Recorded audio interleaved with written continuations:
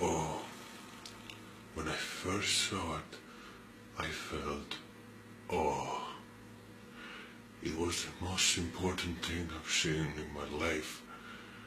It was 1963 and everything seemed so promising, so interesting, so fascinating.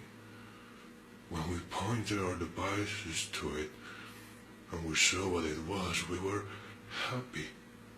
We were absolutely happy. I even kissed the screen when it showed the final readings. God. And now I can barely look at it.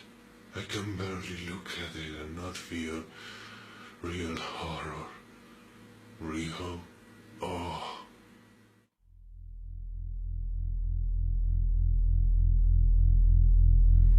Jupiter is a big planet. It's the biggest if you were paying attention in school. But how big is it? Well, it's mind-blowingly big. You can fit 963 Earths in Jupiter. Just imagine it. A place so big you could not in your lifetime cross it. And to make things worse, that place is and has been for millions of years a big, everlasting storm. Winds that can cut through metal and rock. Temperatures that will melt your face in an instant. And of course, radiation. A good freaking lot of radiation. Sometimes I dream I'm falling for ages into that infinite wall of madness, into chaos for all eternity. In my dreams, I get pulled by the winds, by those clouds, and I can only hear the roaring all around me. And I don't know if it is the wind. I don't know if what is roaring is really the wind, or something more, something alive. And then I see it. I see it dancing in the middle of the storm. My body getting close to it in the distance. I can see the wheels, the structure of it. I get sucked by it, the speed increasing, making me dizzy, making me sick to my guts. When I'm about to hit it, I finally wake up, covered in sweat. It's not such an uncommon nightmare for me. It wasn't uncommon to the team either. You see, it was, in its moment, something beautiful. An object that defied that atmosphere, that planet, that giant. An object that crashed about 400 years ago into Jupiter's atmosphere.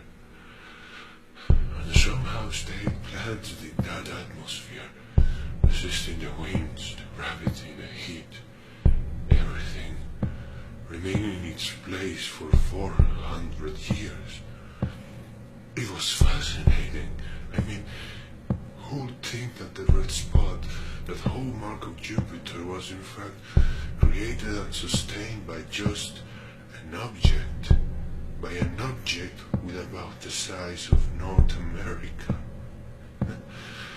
We thought it was some sort of meteor with unique characteristics, but that notion disappeared when we really looked at it, when we really analyzed the data.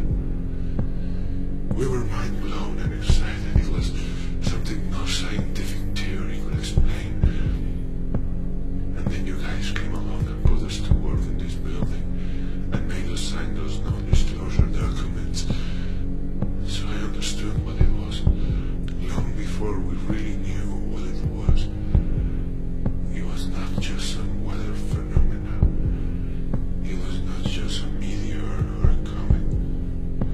It was something intelligent. It was something that had the ability to sustain itself, to resist that wind, that heat, and that gravity. It was something with a purpose. You designated it SCP-2399. I called it, at the time, the Thing.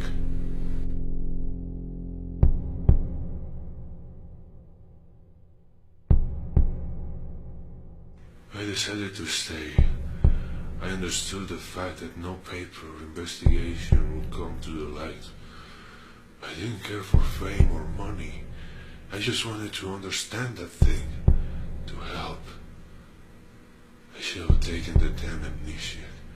Forget about that and move on and studying black holes and dark matter. I think I would have been happier that way, or at least I would have avoided those nightmares. In 1985, we deployed the Very Earth Project, an array of satellites in the outer Jupiter orbit, to look at that thing closer. We discovered so many things. We could finally see it. We could finally see its form and structure. Imagine a machine the size of a continent, constantly moving, constantly changing its shape, constantly adapting. Imagine the power that machine has to possess, the energy it releases. Hell, we detected parts of it that moved so fast that we couldn't even capture them in infrared. Imagine something that can tear through space and matter as easily as a hot knife through butter. We saw rays of antimatter. We saw a force field made of God knows what that could interrupt the gravitational forces of Jupiter for periods of minutes, even hours at a time. We saw things that would make any physicist wipe their pants, that dropped Einstein and Hawking into kindergarten. The data was absolutely certain. It was what you could call an alien ship. A real goddamn alien ship. The question was, of course, where did it came from? Well, believe it or not, it appears to have come from the Triangular Galaxy, about 3 million light years away from our solar system. We intercepted a stream of electromagnetic signals from that galaxy to a little thing. Since we deployed the barrier array, the stream, alien in nature of course, was at the time impossible to understand. I mean, how in the fuck can I even understand what someone or something is saying 3 million light years away? According to calculations, if that ship really came from there, it must have been traveling for at least 5 or 6 million years in space. It is an object, and listen to my exact words, millions of years old. Ergo, it has survived longer than our civilization in deep space. And now, for 400 years, it has survived one of the worst places in our solar system. Can you even imagine what that means? No, you can't. You know what Arthur C. Clarke wrote about it? Yes. It is sufficient advanced technology is indistinguishable from magic. And that thing is the practical example of that phrase.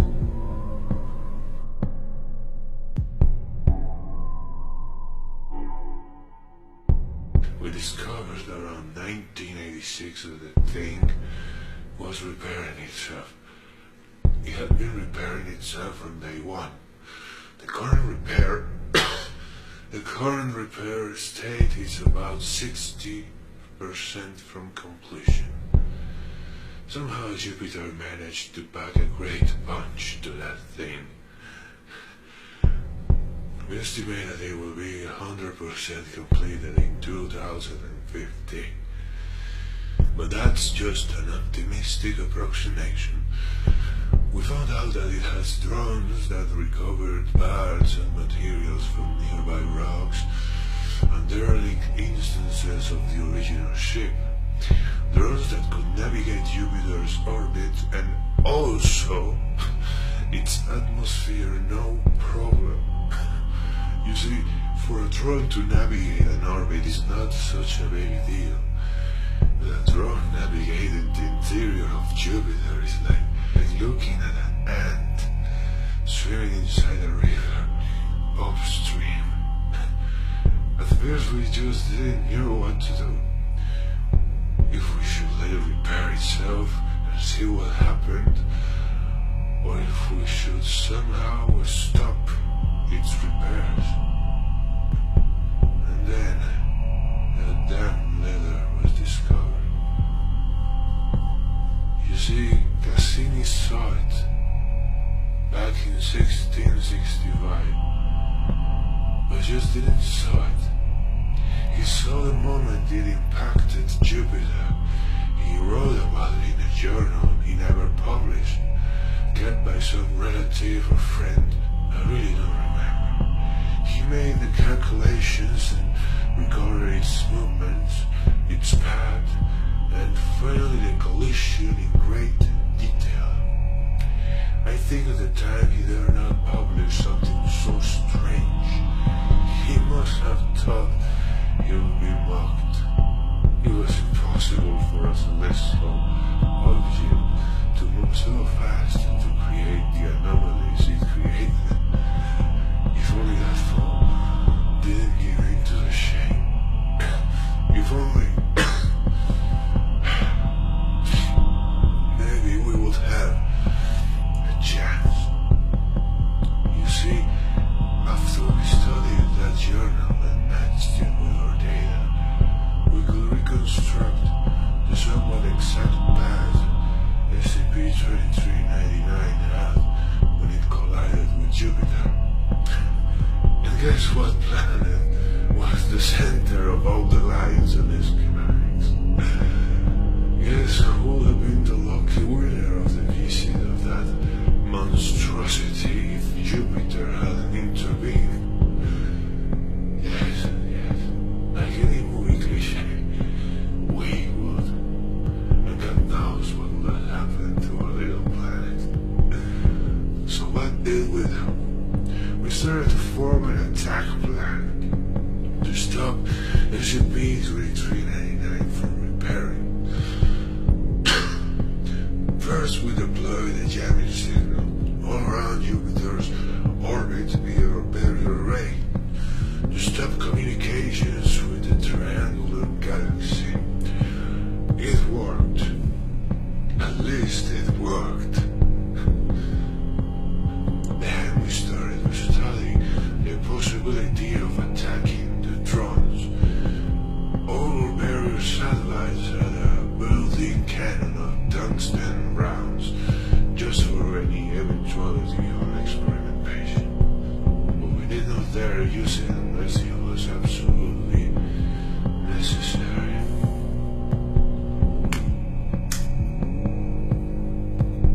However, something forced us to do so.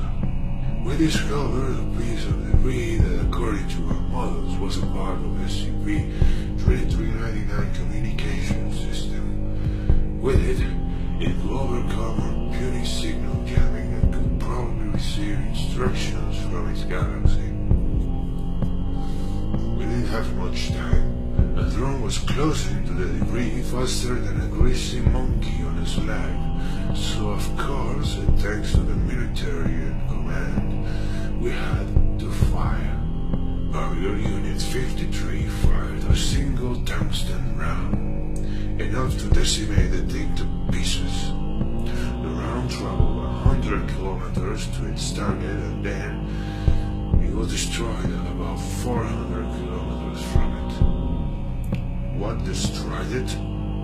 Well, we don't know really. We didn't see any projectile coming from SCP-2399 or the drones around the area. We didn't even saw a laser or gamma beam being fired. We didn't detect anything around Jupiter. What we did see was an explosion of 2.5 megatons that decimated the tungsten projectile.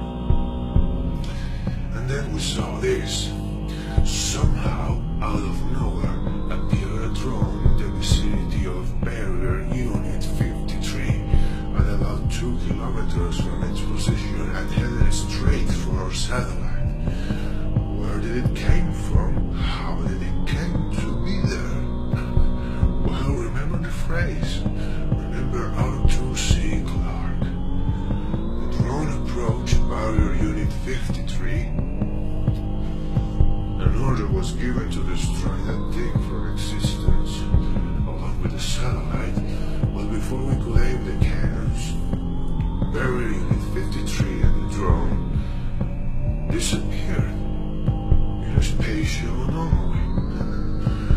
Well, at least that is what we call it. In sci-fi movies it would be called a fucking wormhole or beam me up, Scotty. After that, I think one of the lead scientists fainted. I felt sick and the commander just left the room. You would think that looking at it from a nice room with screens would make it just like a video game. Like it's not happening in real life. But you see, we are scientists. We know what all those numbers, all those graphs and odds are there for. They are there to give us a measure of reality. They are there to detect and predict. But when something comes out of the charts to bite you in the ass, when something just pops up from existence, then you can't fucking predict shit. Then you know that there is something you just can't understand. Something inherently wrong with reality.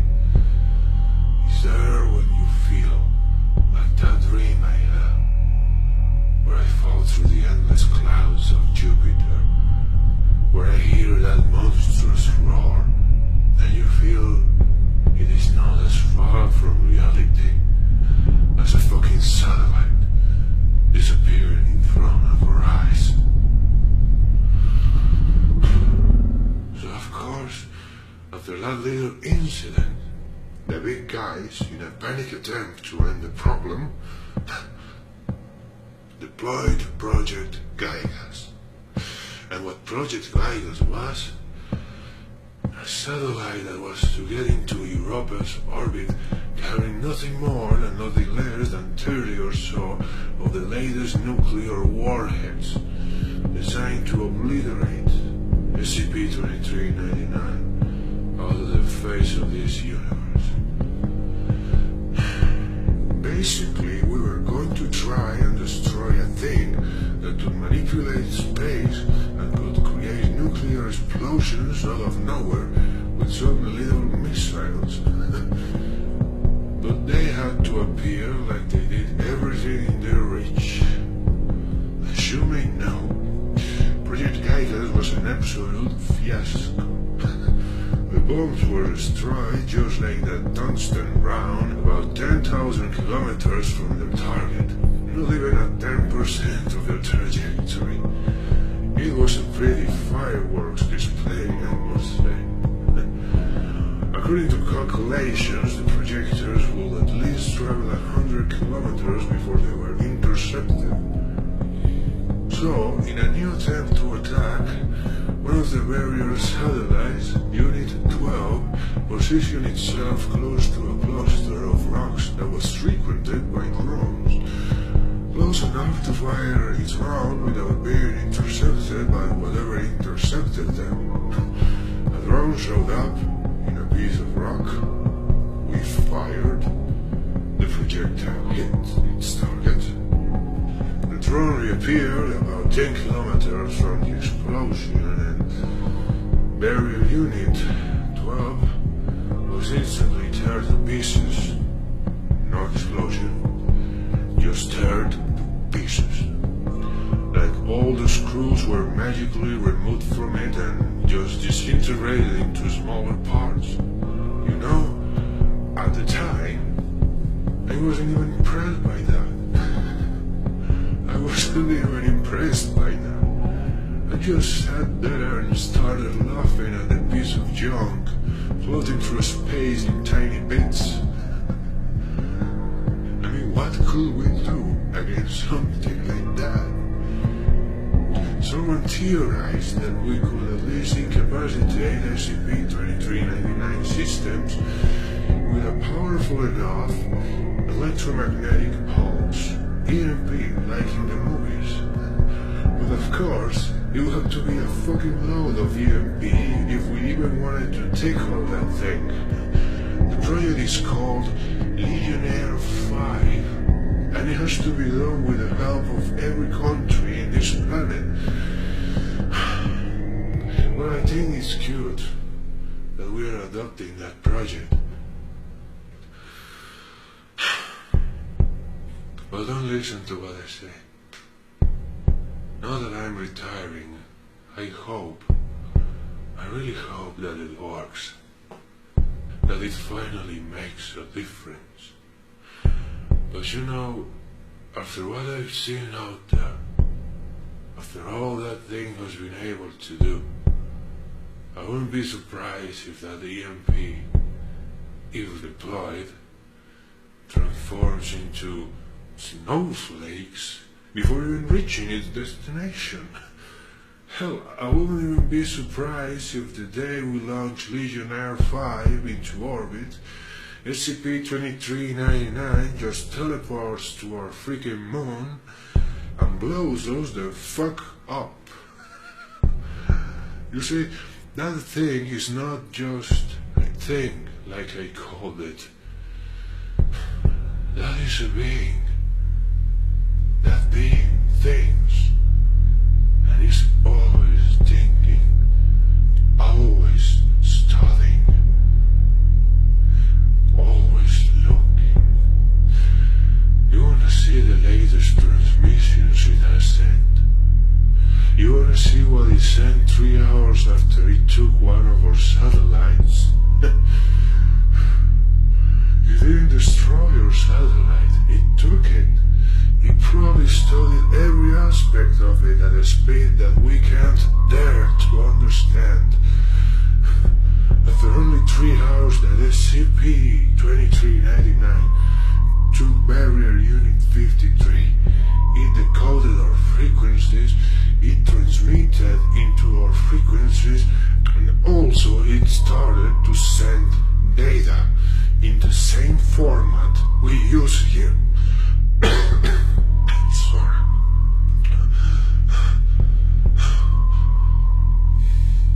SCP-2399 transmitted images, and is transmitting images since it took that satellite to us. It captured in video all of our satellites. It captured in video the moment it destroyed Barrier Unit 12. And now the only thing that it transmits day and night, second